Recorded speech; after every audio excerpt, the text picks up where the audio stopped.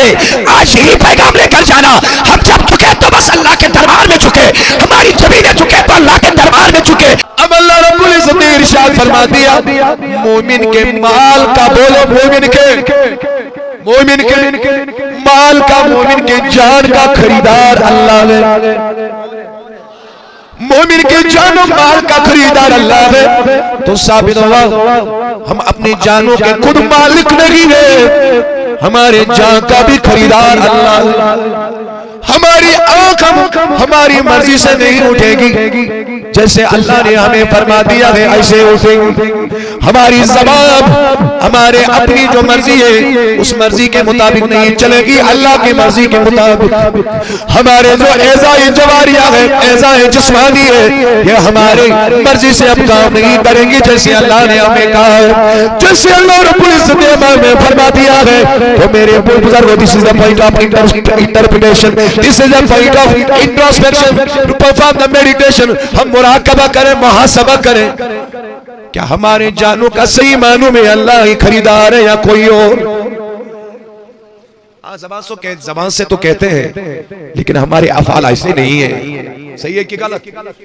اسی لیے ہم نمازیں بھی چھوڑ رہے ہیں، مسجدیں ویران ہیں، ادارے ویران ہیں۔ گھروں کی حالت جب دیکھیں تو پلنگ پہ پلنگ، ایسیز میں ایسی لگائے ہوئے گئے، لیکن اداروں کی ایسی خستہ حالت۔ مساجدیں ویران، مساجدیں نمازیوں سے خالی، لیکن جب سینما ہالس آباد ہو جائے، گارڈنز آباد ہو جائے، گلمرگ پہلگام ٹورسٹ اسپاٹس آباد ہو جائے، جب مسجد ویران ہو جائے، جب ہم نمازوں سے دور ہو جائے، جب بے حیائی عام ہو جائے گی، تو ان چیزوں سے یہی ثابت ہو رہا ہے ہم بس زبان سے کہتے ہیں ہمارا خریدار اللہ ہے، لیکن قولی اور فعلی طور ہم اس کے مصداق نہیں ہیں۔ صحیح ہے کہ غلط؟ جس کا خریدار اللہ ہوگا وہ کبھی بے نمازی نہیں ہوگا، وہ کبھی، بولو کیا، وہ کبھی، علامہ نے کہا وہ ایک سجدہ، بولو وہ ایک سجدہ جسے تو گرا سمجھتا ہے، ہزار سجدوں سے دیتا ہے آدمی کو نجات۔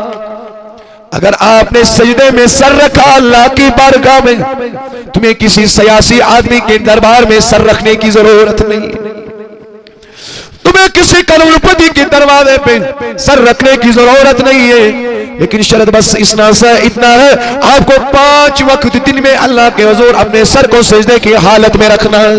وہ ایک سجدہ جسے تو گرا سمجھتا ہے، ہزار سجدوں سے دیتا ہے آدمی کو نجات۔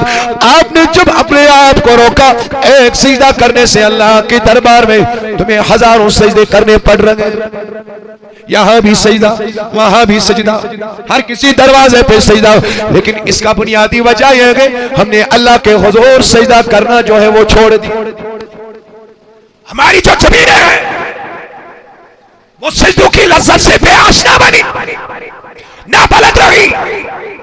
ہم سجدے کرتے ہیں تو سرمایہ داروں کے درباروں میں، سیاستدانوں کے درباروں میں، لیکن آؤ کھلاروس کے باشعور لوگوں، مسلمان بھائیوں، اس بابت میں آنے والے لوگوں، آج ہم ارادہ کریں ہم اپنے آپ کو روکیں کسی بھی دربار میں سجدہ کرنے سے۔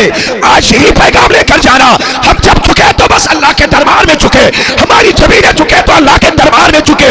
اگر آپ کو اللہ کے دربار میں جھکنا آیا، آپ کو ہر دربار سے جھکنا نہیں پڑے گا، بس اللہ کے دربار میں آپ جھکتے رہو گے۔ بولو سبحان اللہ۔ تقریباً 125 کے قریب کلومیٹرز ہم نے ٹریول کیے ہیں، تھکاوٹ بھی ہے، لیکن پھر بھی ہمارے دل میں جو شدت ہے، محبت ہے دین اسلام کے تئیں، اگر آپ تیار ہوں گے تو برابر مغرب تک بیان کرنے کے لیے تیار ہوں۔ مجھے نہیں لگ رہا ہے آپ تو 10 منٹ تیار نہیں۔ ذرا بولو یا رسول اللہ، بلند آواز سے بولو یا رسول اللہ۔ اگر ہم نے اب اللہ کے دربار میں جھکنا سیکھا، پھر ہمیں کسی اور دربار میں جھکنا نہیں پڑے گا۔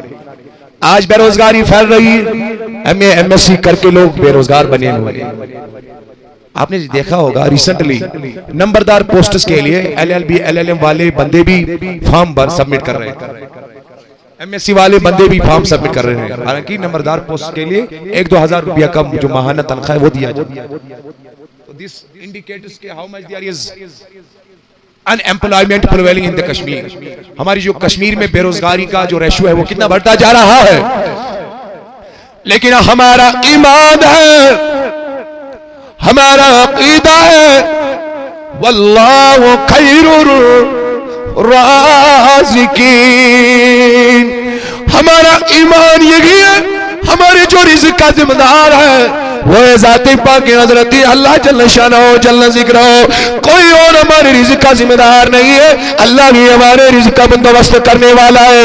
میرے بھائیوں جو مایوس بنے ہوئے ہیں، جو مایوس ہوئے گے اعلیٰ ڈگری آج کر کے بھی، آج میرے وہ بھائی بھی سن لیں، آپ نے اللہ سے جو ناطہ ہے وہ توڑ دیا ہے، اب اللہ سے دور ہوتے گئے ہو. میں تمہیں اس قریب رب کا تعارف دے رہا ہوں جس نے قرآن میں کہا واللہ